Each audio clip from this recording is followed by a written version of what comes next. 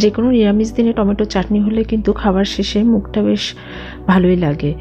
তো টমেটো চাটনি তৈরি করার জন্য এখানে আমি লাল লাল পাকা পাকা টমেটো কেটে নিয়েছিলাম। তারপরে সাদা তেলের মধ্যে পাঁচফোড়ন আর সর্ষে ফোড়ন দিয়ে দিয়েছি। তারপরে এর মধ্যে আমি কেটে রাখা টমেটো দিয়ে দিয়েছি আর দিয়ে দিয়েছি লবণ হলুদ দিয়ে ভালো করে মিশিয়ে ঢেকে রেখে দিয়েছিলাম। তারপরে ঢাকা সরিয়ে টমেটোগুলো গলে গেলে পরে খুন্তি দিয়ে ভালো করে ঘুটে দিয়েছি। এখানে এক্সট্রা কোনো জল দিচ্ছি না। আর টক ভাব আনার জন্য এখানে আমি দিয়ে দিয়েছি তেঁতুল জলের মধ্যে ভিজিয়ে রেখে। এটা অনেক দিনের পুরনো তেঁতুল, তাই কালো কালো লাগছে।